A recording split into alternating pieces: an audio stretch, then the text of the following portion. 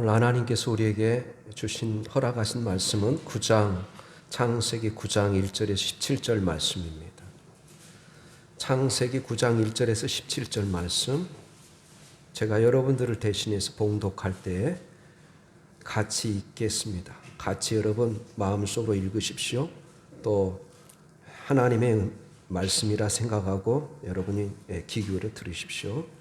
하나님의 말씀입니다. 하나님이 노아와 그 아들들에게 복을 주시며 그들에게 이르시되 생육하고 번성하여 땅에 충만하라. 땅의 모든 짐승과 공중의 모든 새와 땅에 기는 모든 것과 바다의 모든 물고기가 너희를 두려워하며 너희를 무서워하리니 이것들은 너희 손에 붙였음이니라. 모든 산 동물은 너희 먹을 것이 될지라. 채소같이 내가 이것을 다 너희에게 주노라. 4절. 그러나 고기를 그 생명되는 빛에 먹지 말 것이니라. 내가 반드시 너희와 너희의 피 곧 너희의 생명의 피를 찾으리니 짐승이면 그 짐승에게서 사람이나 사람의 형제면 그에게서 그의 생명을 찾으리라. 다른 사람의 피를 흘리면 그 사람의 피도 흘릴 것이니 이는 하나님이 자기 형상대로 사람을 지으셨음이니라. 너희는 생육하고 번성하며 땅에 가득하며 그 중에서 번성하라 하셨더라. 하나님이 노아와 그와 함께한 아들들에게 말씀하여 이르시되 9절. 내가 내 언약을 너희와 너희 후손과 너희와 함께한 모든 생물 곧 너희와 함께한 새와 가축과 땅의 모든 생물에게 세우리니 방주에서 나온 모든 것 곧 땅의 모든 짐승에게니라. 내가 너희와 언약을 세우리니 다시는 모든 생물을 홍수로 멸하지 아니할 것이라. 땅을 멸할 홍수가 다시 있지 아니하리라. 12절. 하나님이 이르시되 내가 나와 너희와 함께 있는 모든 생물 사이에 대대로 영원히 세우는 언약은 증거는 이것이니라. 내가 내 무지개를 구름 속에 두었나니 이것이 나와 세상 사이에 언약의 증거니라. 내가 구름으로 땅을 덮을 때 무지개가 구름 속에 나타나면 내가 나와 너희와 민 육체를 가진 모든 생물 사이에 내 언약을 기억하리니 다시는 물이 모든 육체를 멸하는 홍수가 되지 아니할지라.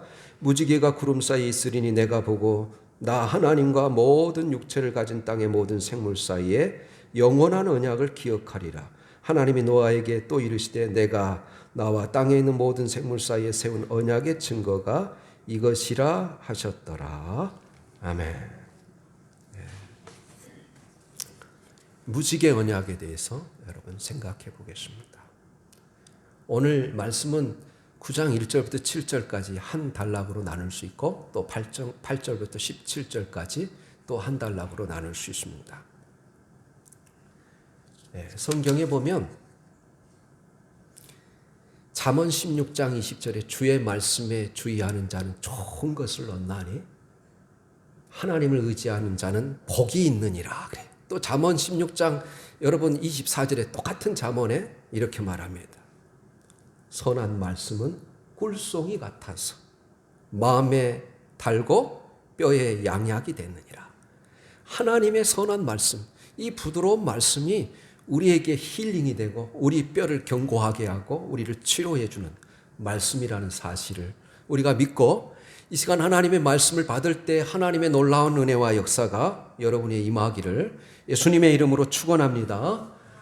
여러분, 그래서 항상 하나님이 우리에게 믿음을 주실 때는 세 가지가 있어야 돼요. 바로 좋은 말씀을 전하는 사람이 있어야 되고, 그리고 그 사람에게서 복음을 들어야 되고, 복음을 들을 때 성령님이 역사하셔서 여러분 그 말씀을 깨우치고, 그래서 그 말씀을 통해서 큰 힘을 얻는 것입니다. 그래서 여러분, 성경은 사실 예배를 진심으로 드리는 자에게 모든 복을 허락하시는 그런 약속들이 너무너무 많습니다. 오늘 본문은 노아 시대 홍수 심판 그 이후의 사건을 조명하고 있어요. 노아 시대 백성들은 죄를 범했고 하나님의 기대를 저버렸으며 그래서 하나님의 심판을 받았습니다. 그러나 이 심판이 지나간 후 하나님은 인간을 창조하셨을 때 주셨던 축복의 선언을 다시 반복하십니다. 왜 그랬을까요? 그것은 또 한 번의 기회를 주시겠다는 것이고, 이 주신 기회를 통해서 하나님께서 무엇 때문에 하나님께서 노아의 가족을 이 방주를 통해서 구원하시고 다시 한번 기회를 주시는 것일까요? 그것은 다시 한번 축복을 누리며 살기를 하나님이 보고 싶었어요. 그래서 오늘 9장 1절 7절에 보면 똑같은 말씀으로 시작하고 똑같은 말씀으로 끝나고 있어요. 여러분 1절이나 7절이나 똑같은 말씀입니다. 하나님이 노아와 그 아들들에게 복을 주시며 그들에게 이르시되 생육하고 번성하여 땅에 충만하라. 7절에도 너희는 생육하고 번성하여 땅에 가득하여 그 중에서 번성하라 하셨더라. 그래서 생육하고 번성하고 땅에 충만하라. 이렇게 하나님께서 복을 주십니다. 이 복은 언제 주셨어요? 창세기 1장에 하나님께서 6째 날 사람을 창조하시고 하나님께서 이 말씀을 주십니다. 뭐라고 그래요? 바로 생육하고 번성하고 땅에 충만하라. 땅을 정복하라. 바다의 고기와 공중의 새와 땅에 움직이는 모든 생물을 다스리라 하시니라. 그래. 이 창세기 1장 28절에 있는 말씀이 우리가 지난주에 8장 17절에도 있었고 오늘 9장 1절과 7절에 또 한 번 반복되는 거예요. 이 창세기에서 가장 많이 반복되는 말씀이에요. 이는 하나님께서 비록 죄로 가득한 세상에 하나님께서 물로 심판하시기는 하셨지만 하나님은 원래 복을 주시고 그것을 누리며 사는 것을 기뻐하시는 은혜로우신 하나님이라는 거예요. 또한 노아의 가족을 중심으로 이제 새로운 세대를 열어가는 이 사람들에게 또 한 번의 기회를 주시는 것은 본래 의도하셨던 이 축복을 누리며 살아가는 모습을 보고 싶었기 때문입니다. 따라서 우리는 매사에 하나님의 뜻을 살펴 그 뜻에 따라 살아감으로 하나님이 주시는 복을 누리도록 늘 애쓰고 힘쓰시기를 바랍니다. 나아가 우리는 비록 죄로 인해서 하나님께 징계를 당하여 지금 고난당하고 있다 할지라도 그 고난 후에 있을 하나님의 축복을 바라보며 인내로 고난을 극복해 나가야 되겠습니다. 그리하여 오늘 이 본문에 홍수 이전에 허락하지 않았던 하나의 특권을 인간에게 허락해요. 그것이 뭐냐면 고기를 먹는 것을 허락하십니다. 여러분, 홍수 이전에는 하나님께서 채소를 먹고 살도록 하게 하셨어요. 그러나 이 홍수 이후에 왜 고기를 허락하셨을까요? 홍수로 인해서 모든 채소가 물속에서 녹아버렸기 때문에 노아의 식구와 방주에 살아남은 모든 생명들은 먹을 양식이 없어졌어요. 그래서 오늘 3절에 하나님께서 모든 산 동물은 너희의 먹을 것이 될지라 채소같이 내가 이것을 다 너희에게 주노라 그렇게 말씀하세요. 만약 이 선언이 없었다면 오늘날 우리는 채소만 먹고 살았을지도 모릅니다. 그러나 이러한 새로운 시대의 백성들에게 또 오늘날 우리에게 하나님께서 새롭게 축복하시면서 주신 특권 가운데 하나가 고기를 먹을 수 있도록 허락하신 것입니다. 이것은 분명히 하나님의 축복의 계획 속에 허락된 특권이었습니다. 그러므로 사랑하는 여러분, 우리가 고기를 먹을 때마다 감사하십시오. 하지만 고기만 먹어서는 안 됩니다.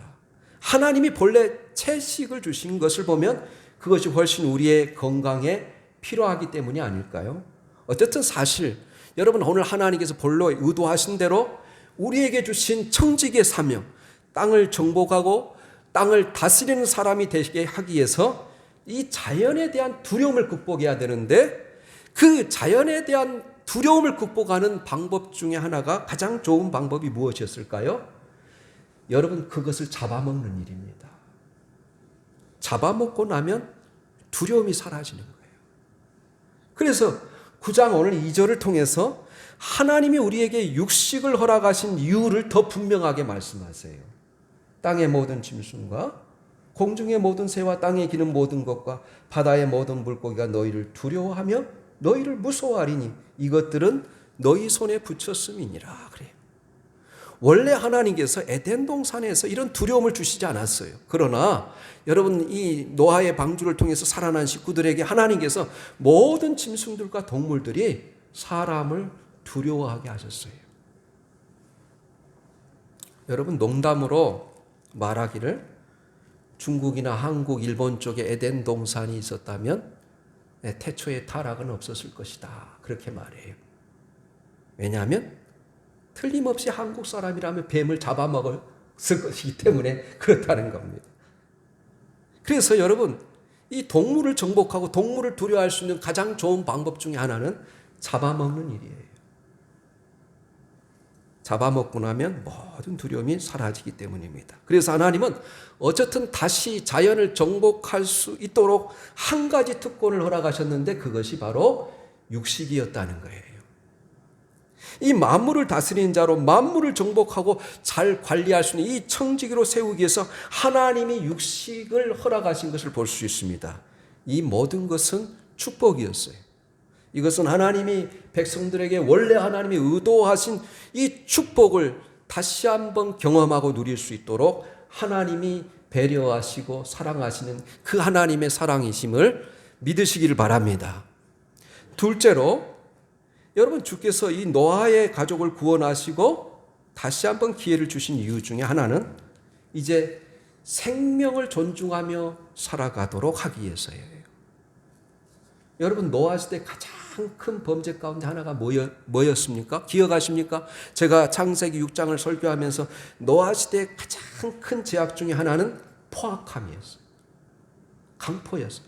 온 세상이 부패로 가득하고 포악함으로 가득했다 그래요.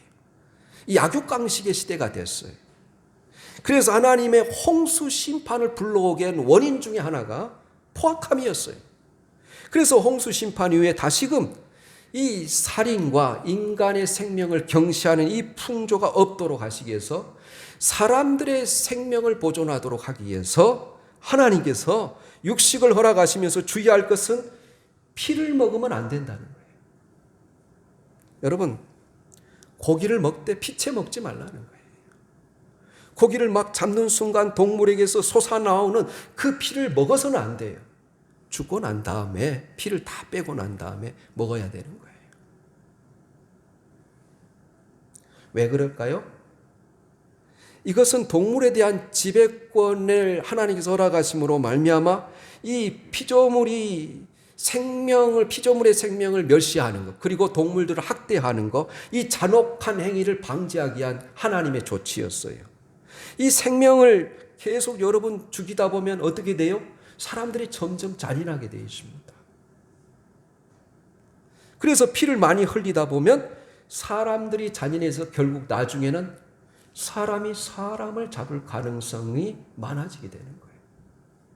그래서 하나님은 오늘 말씀 5절, 6절에 이렇게 말씀하시네요. 우리 다시 한번 5절, 6절 읽어보겠습니다. 시작. 내가 반드시 너희의 피, 곧 너희의 생명의 피를 찾으리니 짐승이면 그 짐승에게서 사람이나 사람의 형제면 그에게서 그의 생명을 찾으리라. 다른 사람의 피를 흘리면 그 사람의 피도 흘릴 것이니 이는 하나님이 자기 형상대로 사람을 지으셨음이니라. 그래요. 그래서 이런 하나님의 말씀을 근거로 해서 인간의 생명의 존엄성 그리고 법을 만들게 되는 것이죠. 여러분, 사람이 모든 피조물 가운데 가장 존귀한 이유가 어디에 있습니까? 하나님의 형상으로 지음을 받았기 때문이에요. 여러분, 기독교 가치관이 다른 세속적인 가치관이나 그리고 진화론적 관점이나 유물론적 관점보다 훨씬 탁월한 이유가 어디에 있습니까? 우리는 하나님의 형상을 지닌 존재로 하나님 우리를 만드셨어요. 이 성경의 표현에 의하면 한 생명은 천하보다 귀하게 여기시는 거예요. 그래서 뭐라고? 너희는 택하신 족속이요 왕같은 자손이 왕같은 제사장 거룩한 백성이라 그렇게 말해요. 우리는 이 하나님의 형상으로 지음을 받았기 때문에 우리 안에는 하나님의 사인이 있어요. 하나님의 형상이 있어요. 우리 안에는 하나님의 숨결이 있어요. 그래서 사람이 귀한 것입니다.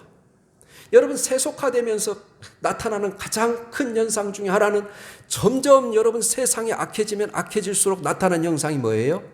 사람의 생명을 경시하는 거예요. 하찮게 여기는 거예요. 그래서 하나님이 노아의 후손들을 통해서 새로운 시대를 열어가면서 이 존귀한 사람의 생명을 해치지 않도록 분명하게 경고를 주십니다. 사람을 죽이는 자는 사형을 이렇게 동일한 법을 적용하게 하시는 것이죠. 그래서 하나님은 인간의 생명을 해치는 자에 대해서는 사람과 짐승을 막론하고 죽이심으로 보응하실 것을 밝히십니다. 여러분이 레위기 같은 걸 읽어보면, 신명기 같은 걸 읽어보면 그렇지 않습니까? 동물이 사람을 받아서 소가 죽이면 그 소는 반드시 죽이게 돼 있어요. 동물뿐만 아니라 사람도 마찬가지입니다. 그래서 사람의 생명을 소중히 여기며 사람을 사랑하면서 새로운 사회를 열어갈 것을 하나님이 그 노아의 후손들에게 요구하시고 오늘날 우리에게도 기대하시는 거예요. 하나님께 다시 한번 우리에게 기회를 주신 것은 이웃들과 더불어 평화롭게 사는 것, 서로 사랑하면서 살아가는 모습을 보고 싶어 하시기 때문입니다. 우리가 아직 숨을 쉬면서 살아가는 이유가, 주께서 아직도 우리에게 축복을 거두시지 않는 이유가 서로를 존중하며 서로를 사랑하며 이웃을 사랑하면서 살아가시기를 기대하시는 하나님의 계획이라는 사실을 믿으시기를 예수님의 이름으로 권면합니다. 그래서 한번 두 구절 찾아볼게요. 우리 신약에는 훨씬 더 강조하고 있어요. 우리 주님은 마태복음에서 뭐라고 말씀하셨는지, 또한 요한 사도는 이것을 어떻게 생각하는지, 마태복음 5장 21절 22절 말씀, 또한 요한일서 3장 15절 16절 말씀 연속으로 여러분 올려주시면 같이 읽겠습니다. 마태복음 5장 21절에서 22절 말씀이에요. 우리 같이 읽습니다. 시작. 옛사람에게 말한 바 살인하지 말라. 누구든지 살인하면 심판을 받게 되리라 하였다는 것을 너희가 들었으나 나는 너희에게 이르노니 형제에게 노하는 자마다 심판을 받게 되고 형제에 대하여 라가라 하는 자는 공에 잡혀가게 되고 미련한 놈이라 하는 자는 지옥불에 들어가게 되느니라. 그래요. 형제에 대해 분노하지 말고 미워하지도 말라는 거예요. 형제에게 욕하는 자들까지도 하나님께서는 그것까지도 하지 말라고 말씀하시는 거예요.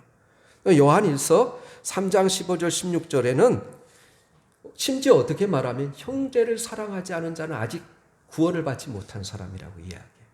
아직 사망 가운데 있는 자이고 형제를 사랑하는 자는 사망에서 생명으로 옮겼고 영생을 얻은 자라 그렇게 말해요. 우리 요한일서 3장 15절 16절 말씀 또 한번 같이 여러분 읽어보겠습니다. 요한일서 3장 15절 16절 말씀입니다. 같이 읽습니다. 그 형제를 미워하는 자마다 살인하는 자니 살인한 자마다 영생이 그 속에 거하지 아니하는 것을 너희가 아는 바라. 그가 우리를 위하여 목숨을 버리셨으니 우리가 이로써 사랑을 알고 우리도 형제들을 위하여 목숨을 버리는 것이 마땅하니라. 그래요. 네. 세 번째로 노아의 가족을 구원하시고 다시 한번 기회를 주시는 이유는 하나님을 사랑하며 살게 하기 위해서예요. 인간이 하나님의 사랑을 확신하고 그 사랑 가운데 거하면서 살아갈 것을 하나님은 기대하시고 하나님이 홍수 심판 이후에 언약을 세우십니다. 그 언약이 무지개예요. 본문으로 들어가서 여러분 하늘의 무지개를 걸고 약속하신 하나님의 사랑의 음성을 여러분이 들어보시기 바랍니다. 12절 14절에 하나님이 이르시되 내가 나와 너희와 및 너희와 함께하는 모든 생물 사이에 대대로 영원히 세우는 언약의 증거는 이것이니라. 내가 내 무지개를 구름 속에 두었나니 이것이 나와 세상 사이에 언약의 증거니라. 무슨 증거입니까? 11절에 나와 있어요. 내가 너희와 언약을 세우리니 다시는 모든 생물을 홍수로 멸하지 아니할 것이라. 땅을 멸할 홍수가 다시 있지 아니하리라. 이 땅의 지구가 멸망할 때까지 하나님은 이 노아의 홍수 때 허락 같은 그만큼 온 세상을 뒤덮고 여러분 사람을 심판하는 그런 홍수는 임하지 않을 것이다. 물론 지역적인 홍수는 임하죠. 우리가 여름철이면 홍수를 늘 경험하지 않습니까? 그러나 온 세상을 심판하는 그런 홍수는 다시는 임하지 않을 것이다. 하늘의 구름 사이에다가 무지개를 걸고 하나님이 맹세하시고 언약하신 그런 내용이에요.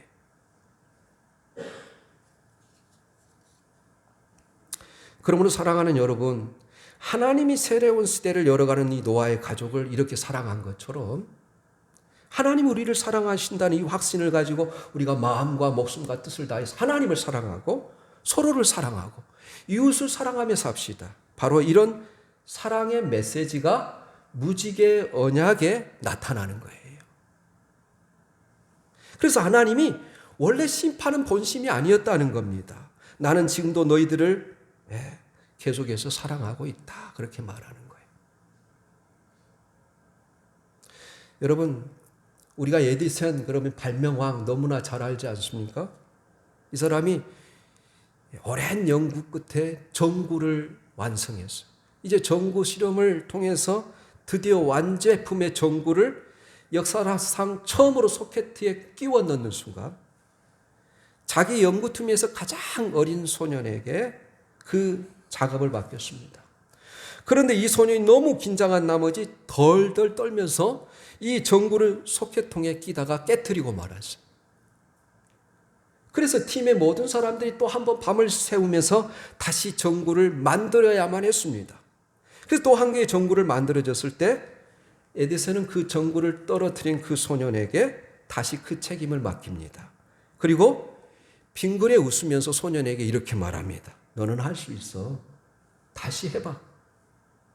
이 비온 후에 무지개를 바라볼 때마다 하나님께서 저와 여러분에게 이렇게 말씀하고 계시는 거예요. 너는 할 수 있어. 다시 해봐. 내 사랑은 변하지 않았단다. 그렇게 말하는 거예요. 여러분, 이 무지개라는 단어는 히브리어로 캐세트입니다. 그런데 이 무지개의 이 캐세트라는 단어는 원래 활이라는 뜻이에요. 활. 여러분, 활의 모양하고 여러분 이 우리나라에서 제일 잘하는 활 쏘는 거잖아요. 이 활의 모양하고 무지개 모양이 비슷하다고 생각하지 않으세요? 그래서 이 무지개라는 단어는 원래 활이라는 뜻이에요. 이 무지개 모양이 활과 비슷해서 그렇게 지어졌는지 아니면 활의 모습을 본따서 동일한 의미를 무지개에다 부여했는지 모르겠습니다. 이 성경에서뿐만 아니라 이방 신화 가운데 무지개가 활로 비유된 경우가 많습니다. 성경에도 무지개를 활로 비유해요. 예를 들면 아라비아 신화에서는 이 무지개가 푸자라는 신이 사용한 무기였습니다. 그리고 싸움이 끝나면 이 무지개를 하늘에다 걸어놓는 거예요. 또 여러분 바벨론의 신이 무로닥이라는 신이 있는데 이 신이 악한 신 티아밋을 물리치는 활로 묘사되고 있습니다. 이 활 모양의 무지개를 하늘에 걸어둔 것은 이제 더 이상 싸움을 하지 아니하고 전쟁이 없는 평화의 상태를 나타내는 것이에요. 이렇게 해석했어요. 이러한 사례들은 이 세상을 다시 홍수로 심판하지 않겠다는 하나님의 평화의 선언을 확증하는 증거로서 무지개를 하늘에 걸어두셨다는 이 성경 말씀이 여러분 다른 신화에도 그대로 들어가 있다는 것을 알 수 있습니다. 이처럼 세계 각 지역의 홍수설화뿐만 아니라 이 홍수 사건을 마감하는 바로 무지개와 관련된 신화조차 성경의 묘사와 비슷하다는 것은 노아 홍수가 온 지구를 뒤덮인 홍수였다는 것, 그리고 이것이 명백한 사실이었다는 것. 그로 인해 인류는 이에 대한 공통적인 기억을 갖게 되었다는 것을 보여주는 거예요. 제가 가지고 있는 성경 가운데, 오래 산 성경 가운데 여러분 취리 성경이 있어요.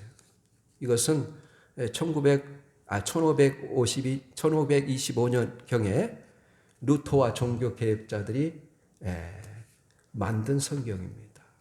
이 성경에 이 본문을 아주 잘 해석해 놨어요. 그래서 제가 한번 여러분들에게 읽어드리겠습니다. 하나님은 노아와 맺은 언약을 계속 기억하기 위해서 언약의 표를 두신다. 곧 하나님이 자신의 화를 구름 속에 걸어두신다. 이것이 나타나면 하나님은 하나님의 언약을 기억하시고 그래서 다시는 홍수를 일으키지 않는다는 의무를 기억하실 것이다. 이 활은 무지개로서 비와 햇빛이 함께 어우러져 나타나 사람과 동물 모두가 볼 수 있다. 그런데 그것은 특히 하나님의 무기, 곧 방어하는 데 쓰는 활로서 대단히 뛰어난 전쟁 무기이기도 하다. 하나님은 하나님의 무기를 모든 사람이 볼 수 있도록 저 지대에 올려놓으신다. 언젠가 다시 사람이나 동물에 대해서 하나님의 분노가 치밀어 오를 경우 하나님은 구름 속의 무지개를 보실 것이다. 무기에 손을 대시기 전에 하나님의 약속을 기억해내시고 사람을 다시 파멸시키지 않으실 것이다. 그래서 하나님은 그 표시를 무엇보다도 언약한 것을 스스로 익히는 도구로 삼으신다. 말하자면 그것은 하나님이 동물과 사람과 하나님 모두는 그들에게 있는 것을 폭력을 맞는데 임하지 않도록 써야 했다. 이 얼마나 대단한 가르침인가 이렇게 해석해 놨어요. 그래서 오늘 11절에 13절을 보면 하나님께서는 다시는 물로 세상을 심판하지 않을 것을 노아에게 약속하시고 그 징표로 무지개를 구름 속에 걸어두셨다는 거예요. 그런데 오늘 16절에는 이 무지개를 보고 뭐라 그래요? 언약을 기억하리라. 근데 그 언약은 어떤 언약이라고 그래요? 영원한 언약이라는 거예요. 영원한 언약. 그러므로 이제 너희들이 두려워하지 말라. 내가 다시는 이와 같은 홍수로 너희를 멸하지 않겠다. 그렇게 말하는 거예요. 그래서 사람들은 무지개를 볼 때마다 더 이상 바로 멸망을 걱정하지 않아도 되었습니다. 여러분 생각해 보세요. 이 홍수를 경험한 노아의 가족들은 트라우마가 있었을 것입니다. 어떤 트라우마가 있었을까요? 이 홍수에 대한 공포가 그들의 마음속에 남아 있었을 것입니다. 그래야 하늘에 구름이 모이는 것만 보아도 홍수에 대한 두려움에 덜덜 떨었을 것입니다. 그러나 이제 그들은 하나님의 약속에 따라 구름 사이에 비치는 이 아름다운 무지개를 보면서 홍수 심판에 대한 공포와 두려움을 다시 써버리고 하나님의 크신 은혜를 느끼게 된 것입니다. 이 하나님의 언약을 기억하고 위로와 소망을 가질 수 있었습니다. 오늘날 우리에게도 하나님의 심판으로부터 지켜주는 찬란하게 빛나는 또 다른 무지개가 있습니다. 그 무지개가 무엇일까요? 바로 우리 주 예수 그리스도의 피가 묻어 진홍빛으로 빛나는 십자가입니다. 그렇습니다. 우리 주 예수 그리스도의 십자가는 죄인을 하나님의 심판으로부터 구원을 해주는 확실한 징표라는 거예요. 그래서 골로새서 1장 20절에 제가 여러분들 대신해서 읽어드리겠습니다. 그의 십자가 피로 화평을 이루사 만물 곧 땅에 있는 것들이나 하늘에 있는 것들이 그로 말미암아 자기와 화목하게 되기를 기뻐하시니라.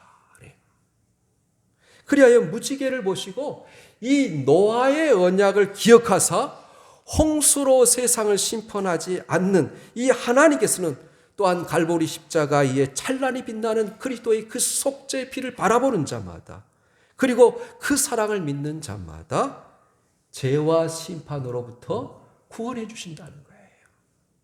그러므로 우리는 이 그리스도의 십자가를 바라봄으로써 모든 두려움에서 해방되어서 구원에 대한 확신을 가지고 날마다 기쁨과 평안을 누리는 삶을 살아갈 수 있기를 예수님의 이름으로 축원합니다. 아멘.